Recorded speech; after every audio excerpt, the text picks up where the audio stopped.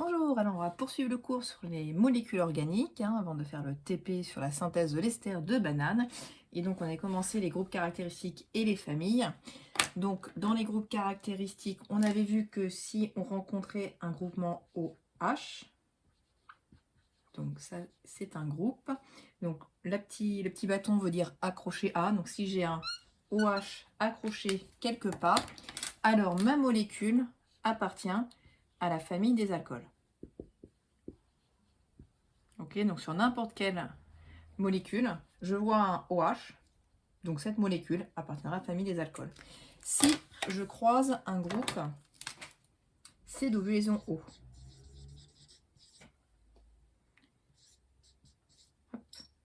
donc accroché des deux côtés. Donc ça s'appelle un groupe carbonyle. D'ailleurs, j'ai pas marqué le nom ici. Ça, c'est un groupe hydroxyle. Ici, c'est un groupe carbonyle.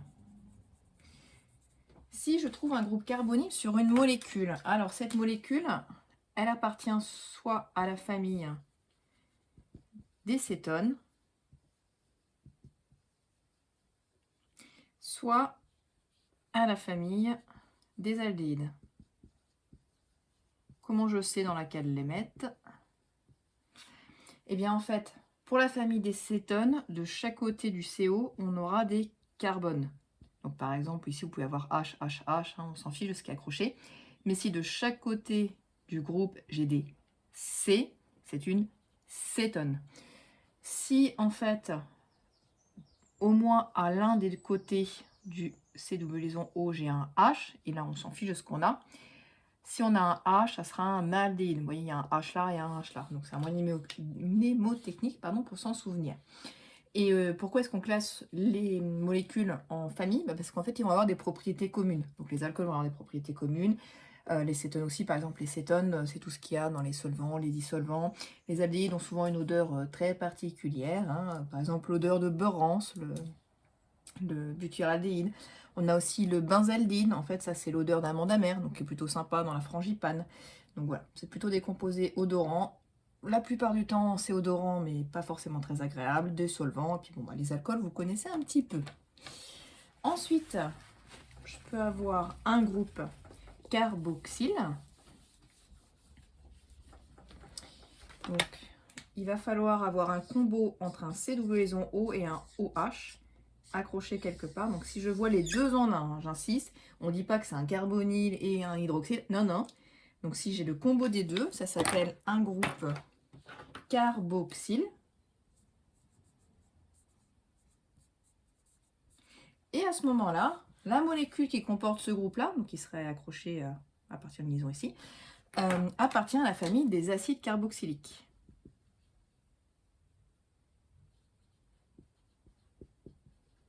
On peut citer par exemple le vinaigre. Le vinaigre de table, c'est l'acide éthanoïque, dit aussi acide acétique.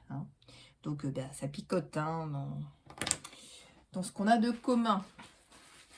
Donc voilà pour les groupes. Donc il faut savoir sur une molécule reconnaître la présence d'un groupe caractéristique, le nommer, ce que j'ai mis en noir à chaque fois, et dire à quelle famille la molécule appartient, ce que j'ai mis en bleu à chaque fois.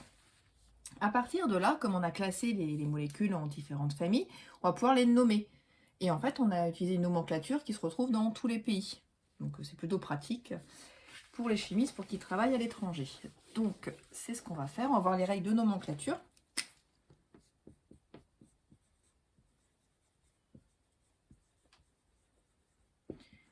Donc encore une fois, nomenclature, c'est comment nommer les molécules. Et en fait, tout va partir de ce qu'on appelle les alcanes. Donc ce sont les molécules les plus simples qui ne possèdent pas de groupe caractéristique. Les alcanes. Les alcanes, eux, ils vont posséder des carbones, des H, mais pas de double ou triple liaison. Voilà. Ces alcanes, on en aura des linéaires. On aura aussi des ramifiés et des cycliques. Donc on va commencer par les linéaires parce que c'est la base de tout. Donc les linéaires, c'est que tout s'enchaîne à la queue leu, c'est le collier de perles, si vous voulez. Donc le tout premier, c'est le méthane. CH4. j'ai un carbone entouré de 4 hydrogènes. Je vous rappelle que le carbone, il peut faire 4 liaisons, hein, l'hydrogène, une seule, pardon. Donc ça s'appelle le méthane. C'est à connaître, hein. Ensuite, si je mets 2 atomes de carbone, CH3, CH3, on a l'éthane. Donc là, c'est la formule semi-développée, hein. Je n'ai pas développé toute liaison entre un atome et un hydrogène, c'est pour que ça prenne moins de place. Si je rajoute encore un carbone, CH3, CH2, CH3, ça c'est le propane. J'en rajoute encore un, CH3, CH2, CH2, CH3, 4 atomes de carbone, le butane. J'en rajoute encore un, CH3, CH2, CH2, CH2, CH3, le pentane.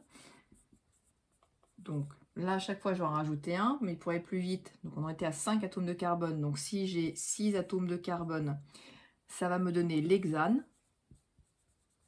7 atomes de carbone, l'heptane. 8 atomes de carbone, l'octane. 9 atomes de carbone, le nonane. Et 10 atomes de carbone, le décane. Et donc tout ça, il faut les connaître, hein. C'est la base, base, base. Donc ensuite, donc ça c'est les alcanes linéaires, on a les alcanes ramifiés. Sur cette chaîne qu'on a, on va pouvoir rajouter des petits groupes, mais pas des groupes caractéristiques, des groupes composés de carbone et d'hydrogène. Donc les alcanes ramifiés. Donc par exemple,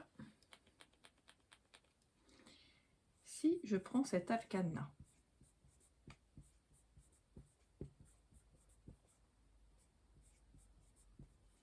pour le nommer, on va trouver la chaîne carbonée la plus longue possible. J'ai bien dit carbonée, ce sera toujours le cas. Bon, là, de toute façon, il n'y en a que des carbones et des hydrogènes, donc on n'a pas trop le choix. Donc je cherche la chaîne carbonée la plus longue. Bon, ça peut être celle-là, ou ça peut être celle-là, c'est équivalent. On va dire qu'on va aller en ligne droite. Hop. On fait comme s'il n'y avait que cette chaîne carbonée. Par rapport à ce qu'on a dit tout à l'heure, un alcane qui serait composé de 1, 2, 3, 4 atomes de carbone, ça se nomme du butane. Donc, ça aurait été du butane. Mais, sur ce butane, j'ai ce truc-là là, d'accrocher. Ça s'appelle un groupe méthyle. On a vu tout à l'heure que quand il y avait un atome de carbone, ça s'appelait du méthane. Mais quand c'est accroché, hein, et puis méthane c'est CH4, hein, donc là on a un hydrogène en moins qui permet d'être accroché. Donc un méthane entre guillemets qui est accroché sur une chaîne, ça donne un méthyle. Il pour accrocher A. Donc ça c'est un méthyle ce truc-là. On va donc devoir le rajouter dans le nom. Mais alors là ça aurait été équivalent de le mettre là parce que ça aurait été symétrique. Mais la plupart du temps, il est important de dire sur quel carbone est situé le méthyle. Donc, c'est-à-dire qu'il va falloir numéroter la chaîne.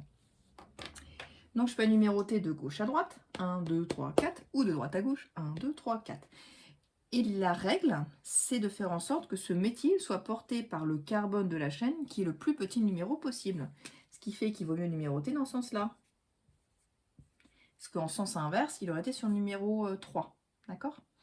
Donc, pour dire que le méthyle est situé sur le carbone numéro 2, eh bien, on va juste mettre que c'est le 2-méthyle.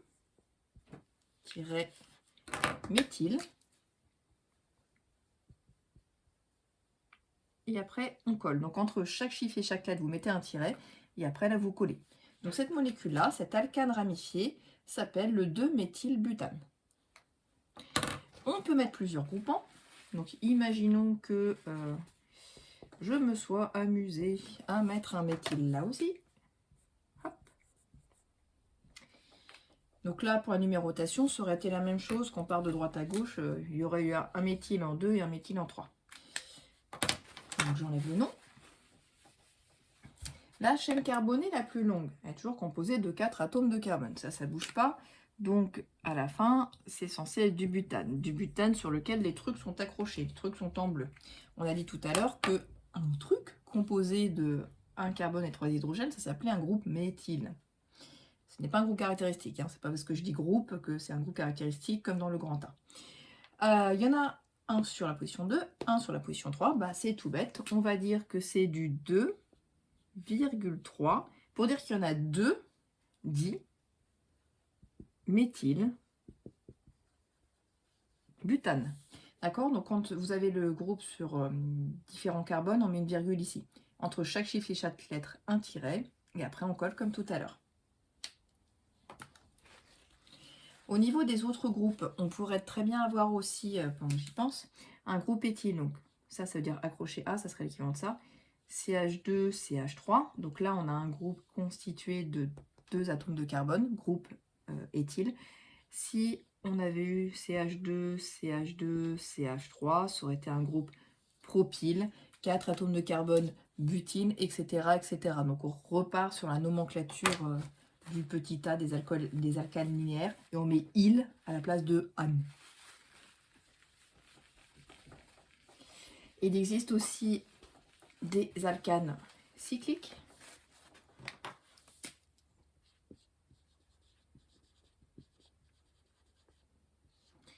Donc sur ces alcanes cycliques, on a surtout des cycles à 3, à 5 et à 6 atomes de carbone. Donc par exemple les cycles A3. Donc si je mets 3 atomes de carbone, un atome de carbone doit faire 4 liaisons. Donc je lui remets ce qu'il lui faut d'hydrogène pour qu'il soit content. Donc c'est un cycle parce que si je pars d'ici, je fais le tour, je reviens au même point. D'accord? Il y a 3 atomes de carbone, donc d'après le petit a, ça devrait être du propane. Mais comme c'est en cycle, et c'est tout bête, on met du cyclo pour cycle. Cyclopropane. Pour le cycle à 5, hop, CH2, CH2, CH2, CH2, CH2, toujours en formule semi-développée. 1, 2, 3, 4, 5 atomes de carbone. Donc d'après mon petit a, ça devrait être du pentane, mais il y a un cycle, donc c'est du cyclopentane. Et de même, si j'avais fait 6 atomes de carbone.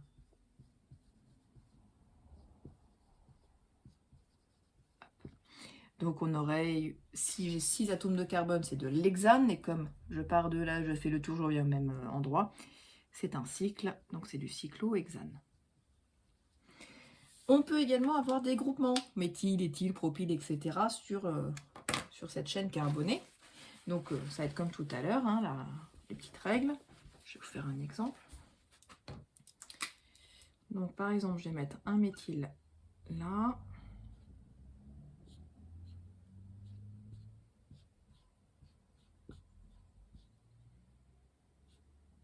Un éthyle ici. Donc 3, il m'en manque 1, 3, il m'en manque 1, CH2, CH2, CH2, CH2. Donc la chaîne carbonée la plus longue, il ne faudrait pas se dire que c'est ça et je fais le tour. La chaîne carbonée la plus longue, ça va être celle de votre cycle. Ok? Donc on ne fait pas le tour, mais c'est le cycle. Donc je vais repasser en rouge la chaîne carbonée que l'on prend en compte. Voilà. 6 atomes de carbone, donc ça devrait être de l'hexane. C'est sous forme de cycle, donc du cyclohexane.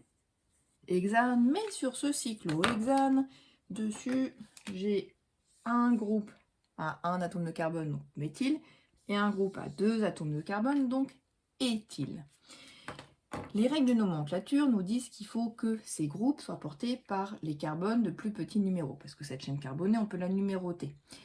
Et là, on peut se dire, est-ce que je fais 1, 2, 3, 4, 5, 6, ou est-ce que je fais 1, 2, 3, 4, 5, 6?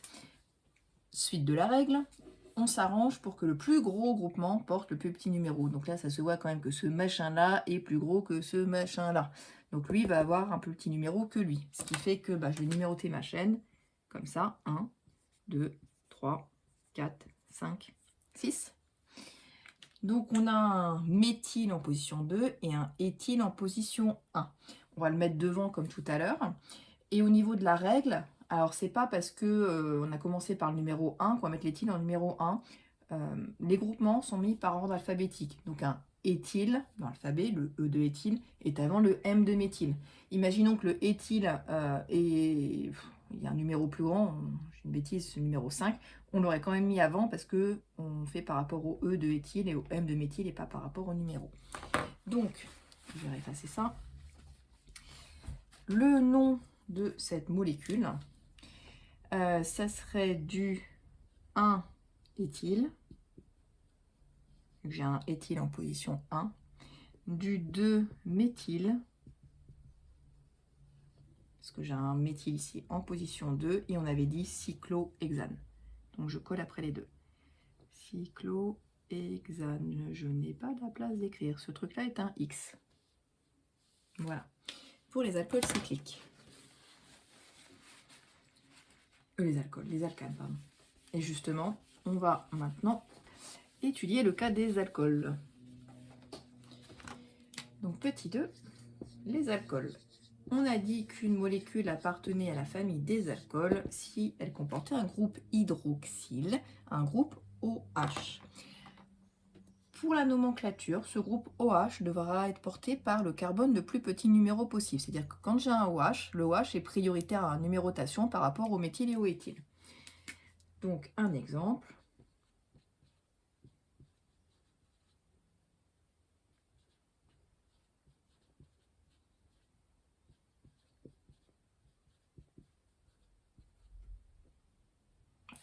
Donc j'ai cette molécule-là.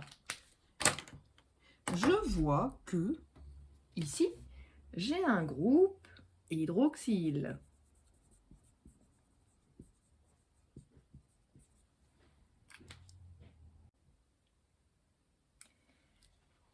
Donc, on a un groupe hydroxyle et on a également un groupe méthyle qui, encore une fois, n'est pas un groupe caractéristique. Je repère la chaîne carbonée la plus longue. Donc, ça va être celle-ci. Alors, j'aurais pu faire ça et ça, c'était équivalent. Et cette chaîne carbonée, soit je la numérote de gauche à droite, 1, 2, 3, 4, 5, soit de droite à gauche, 1, 2, 3, 4, 5. Donc en fait, soit c'est le méthyle qui porte le numéro 2, soit c'est l'hydroxyle qui porte le numéro 2. Et comme je vous disais, la règle, c'est que ce soit l'hydroxyle qui porte le plus petit numéro. Donc plus ça va aller là dans la nomenclature que je vais vous proposer, plus le groupe caractéristique va être prioritaire. Donc c'est sur lui qu'on va essayer de mettre le plus petit numéro. Donc ça fait 1, 2, 3, 4, 5. Tout à l'heure, dans les alcanes, 5 atomes de carbone, c'était un pentane. Donc, en fait, les alcools, ça dérive d'une chaîne carbonée qui ressemble à un alcane. Donc, on va dire que de base, c'est un pentane. Mais sur ce pentane, j'ai un groupe hydroxyle. Donc, ça appartient à la famille des alcools. Du coup, vous dégagez le E. On va mettre un petit tiret. On va mettre que le groupe hydroxyle est en position 2. Et pour dire que c'est un groupe hydroxyle, on met ol, comme pour les alcools, quoi. Ensuite, j'ai un méthyle ici. Les méthyles, comme tout à l'heure, ou les éthyles, propyles, ça va être à gauche du nom. Donc là, le groupe caractéristique qu'on a vu dans le grand 1 sera à droite, et tous les méthyles, éthyles, machin, seront à gauche. Donc là, il est porté par le numéro 4, donc ça fait un 4, et méthyle, 4 méthyle, et j'accroche. Pentane, 2 ol. Comme tout à l'heure, si j'ai un autre groupe, bien, on va faire le cas où, hop, j'ai 2 méthyles ici. Donc dans ce cas-là, je vais un petit peu modifier ça.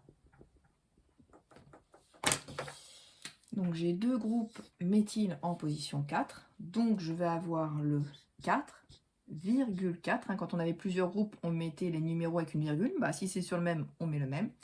Tiret 10, parce qu'on a 2, méthyle, pentane de zol. Si on en avait eu 3 groupements, 3 mêmes groupements, ça aurait été tri. Alors maintenant, on va faire les aldéhydes. Donc, quand une molécule appartient à la famille des aldéhydes, c'est qu'elle comporte un groupe carbonyle, un C double liaison O, et que sur l'un des deux côtés, au moins, il y a un H. On a dit comme dans aldéhyde, où vous avez un petit H. Donc, je reprends un exemple.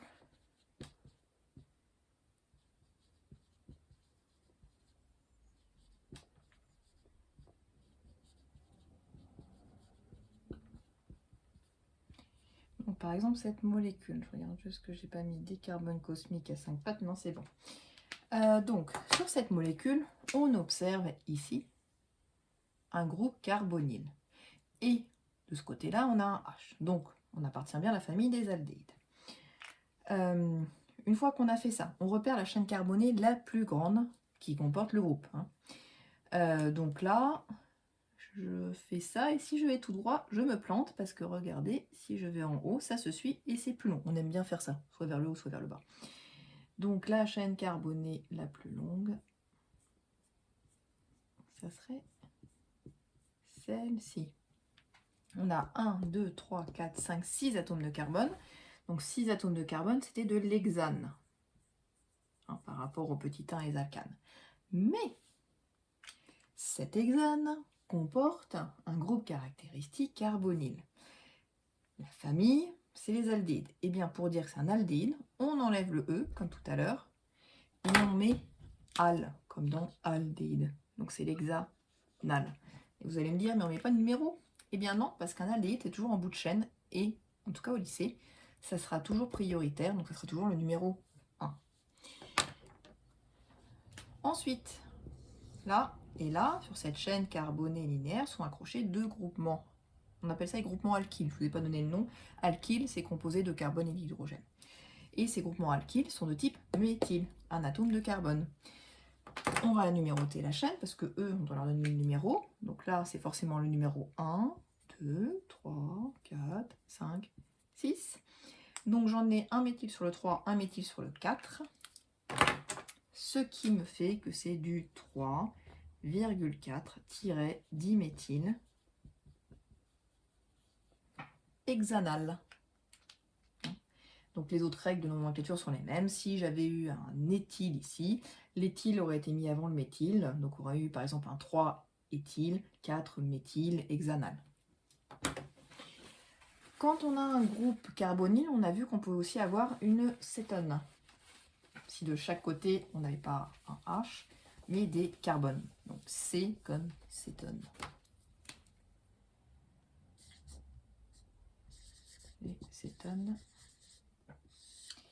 Donc, comme je disais, on a aussi un groupe carbonyle.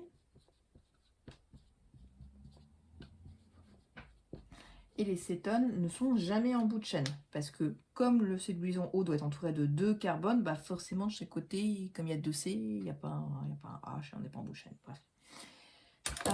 Donc, je repère la chaîne carbonée la plus longue qui passe par le carbone qui porte le groupe caractéristique.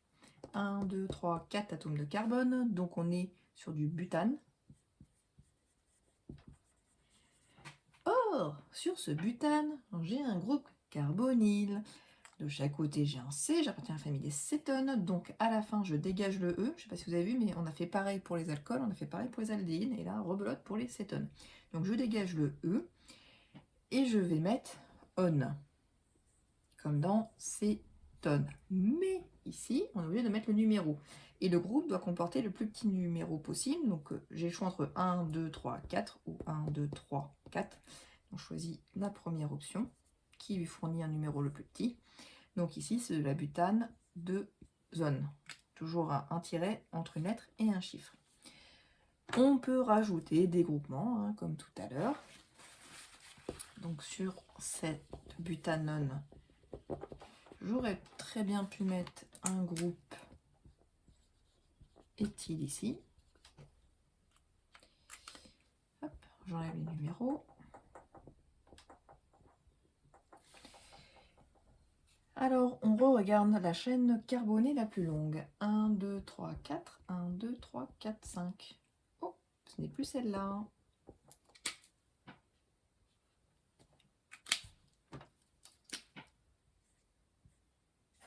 Vous pouvez la fléauter en contrôle si ça vous aide. Donc là, on a dit qu'on était 5 atomes de carbone. Donc, je suis sur du pentane. Or, j'ai un groupe carbonyle, et cétone. Donc, ça va être une pentanone. Pour numéroter, bon, je laisse ça en attente. Pour numéroter, Ici, donc j'ai le groupe méthyle, ici j'ai le groupe carbonyle. Il est prioritaire, hein, comme je disais tout à l'heure, dès que vous aurez le groupe caractéristique, un vrai groupe caractéristique qui sera prioritaire, ça c'est juste un groupe alkyle. Donc au niveau de la numérotation, ça me fait 1, 2, 3, 4, 5. Donc c'est du pentane 2 zone. Hein, ici pour le carbonyle. Et le CH3, le méthyle est accroché en position 3, donc ça nous fait du 3-méthyle. Pentane de zone. Il ne nous reste plus que la famille des acides carboxyliques. Et donc on a vu tout à l'heure que pour appartenir à la famille des acides carboxyliques, il fallait un groupe qui rassemble à la fois un OH et un CO. Donc quand on a le combo des deux, c'est un groupe carboxyle. 5, les acides carboxyliques.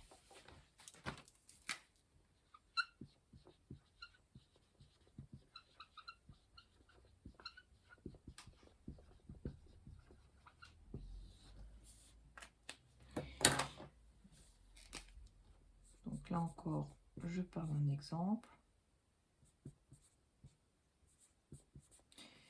Donc ça, c'est votre vinaigre de table, c'est l'acide éthanoïque.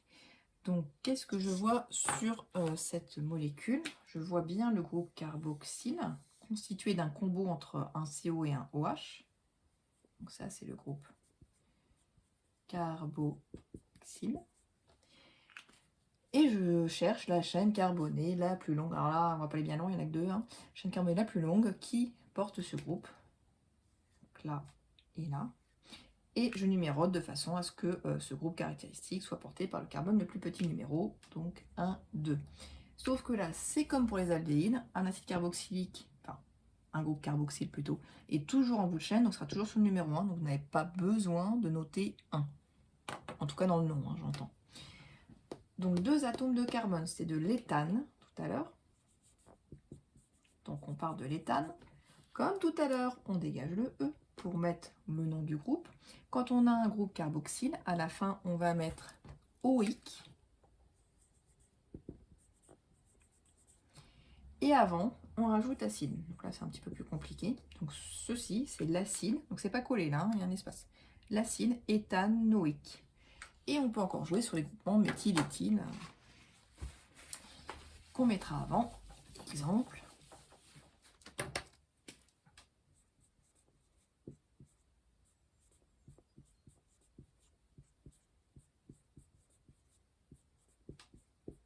Donc si je prends cet acide-là, la chaîne carbonée la plus longue qui passe par le groupe caractéristique qui est là, c'est celle-ci. J'aurais pu faire la même en descendant. Hein. Par contre, celle-ci est trop courte. Donc j'ai 1, 2, 3, 4 atomes de carbone. 4 atomes de carbone, on est sur du butane.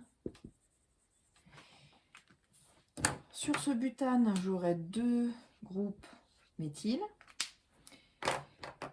J'ai le groupe caractéristique carboxyle ici, qui sera forcément en position 1. Donc je n'ai pas besoin de mettre 1 OIC. Par contre, je mets butane, j'enlève le E, OIC. Je mettrai acide devant. Et là, je vais intercaler les méthyles. Donc il y en a un en position 2, un en position 3. Donc c'est l'acide 2,3-10-méthyle butanoïque.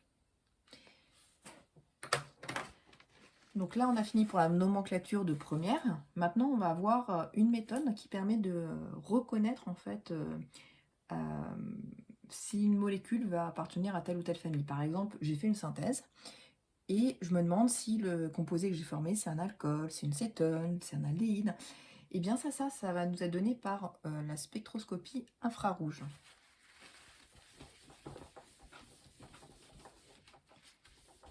Donc grand 3, la spectroscopie infrarouge. Donc c'est un petit peu comme les spectres UV visibles qu'on avait vus, sauf que c'est pas la même lumière qu'on envoie hein, sur un échantillon. Donc on va envoyer une lumière sur un échantillon, donc une molécule organique, et ça va faire vibrer les liaisons. d'accord? Donc, soit les liaisons, ça on va dire que c'est mes deux atomes, peuvent s'étirer, soit si on avait un atome là, un atome là, un atome là, elles peuvent faire comme ça. Bref, ça va faire vibrer les liaisons. Et quand une liaison va vibrer, on va observer sur le spectre une bande. Une bande qui va être caractéristique des différents groupes, justement, caractéristiques. Alors, à quoi ressemble un spectre infrarouge?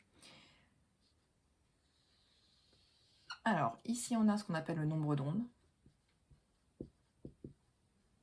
qui se note nu. On l'avait déjà vu, comme le symbole de la fréquence. Hein. Bon, sauf que là, c'est pas ça, parce que nu est en centimètres moins 1. Et ici, on va voir la transmittance. La transmittance, ça va être un pourcentage. Donc tout en haut, c'est 100%, etc., etc. Bref. Donc c'est gradué en inverse de d'habitude. Tout ce qui est plus bas que 1500 cm-1, on n'ira pas regarder ce que c'est. C'est ce qu'on appelle l'empreinte digitale.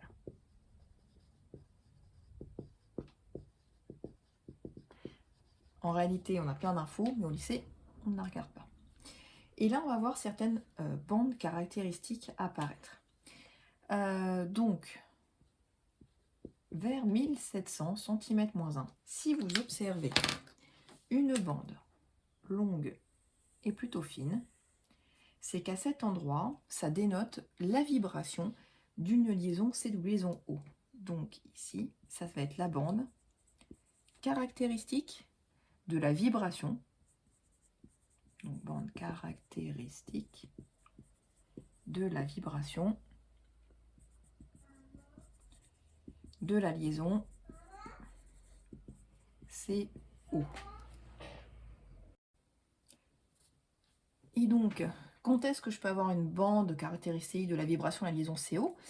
Bien, si ma molécule est une cétone, si ma molécule est un aldéhyde, ou si ma molécule est un acide carboxylique. Alors, en réalité, on se déplacera autour du 1700, donc c'est juste pour l'avoir en tête. On peut avoir 1710, 1720, 1750, etc. En fonction du composé qui comporte la C double liaison O. Mais c'est bien d'avoir en tête que vers 1700, c'est la C double liaison O. Ensuite, vers 3000 cm-1, généralement, on a une espèce de bloc qui ne ressemble pas à grand-chose, avec des multiples pics. Et donc ça correspond aux bandes de caractéristiques des vibrations des liaisons CH.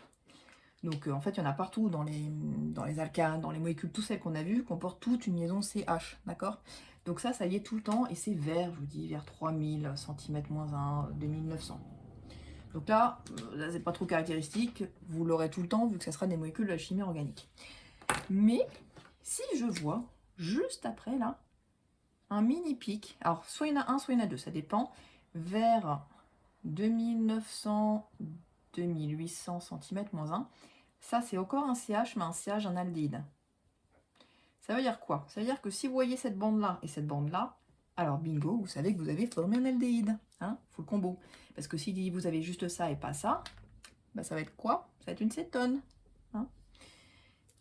Ensuite, j'ai la bande qu'on appelle souvent la patate. Donc, ici, si j'observe une grosse bande, une bonne grosse bande, là, bien large, ça, c'est la bande caractéristique de la vibration de la liaison OH. On voit rien. D'accord? Donc là, je remets que ça pour être plus simple. Mais vous, sur une copie, il faudrait mettre qu'on observe la bande, comme ce que j'écris là, caractéristique de la vibration de la liaison OH, de la liaison CH, de la liaison CH en aldéhyde. Et là, c'est aux alentours de 3200, 3300 cm-1. Donc vous verrez un peu plus tard que si l'alcool est lié ou pas lié, la bande changera d'aspect, mais en gros, en solution, en phase plutôt condensée, dans ce qui est notre cas, nous, ça sera toujours une grosse bande comme ça, bien large. Et donc ça, ça correspond à quoi? Ça correspond à la présence d'un alcool. Donc imaginons que j'ai la bande verte, j'ai la bande noire, et c'est tout. J'ai des CH, j'ai un OH, j'ai donc un alcool. Si j'ai la bande rouge et qu'ici vous voyez un truc qui ressemble à ça, mais je vais la redessiner parce que c'est pas exactement ça, c'est qu'on va avoir un acide carboxylique. Donc, dans le cas des acides carboxyliques, donc j'enlève ça pour dessiner vraiment à quoi ça va ressembler, enfin dessiner, faire comme je peux. Dans le cas des acides carboxyliques, les deux bandes se recouvrent, ce qui fait que on aura aussi une bande OH, mais elle va être un petit peu confondue avec celle des CH, ce qui fait que vous voyez un espèce de début de patate là, et que ça finit très souvent en pointe. Donc on a un début d'arrondi qui se fait une espèce de pointe et qui remonte. Donc quand c'est comme ça, vous aurez la bande caractéristique de la liaison OH d'un acide carboxylique qui se recouvre avec celle des CH normales, parce que c'est une molécule organique. Ok, donc pour un acide carboxylique, j'ai la bande CO vers 1700, j'ai la bande OH qui se recouvre avec la bande CH des alcanes. Et voilà. Donc ça vous permet d'identifier les différents composés que l'on a vus en nomenclature ainsi qu'en groupe caractéristique.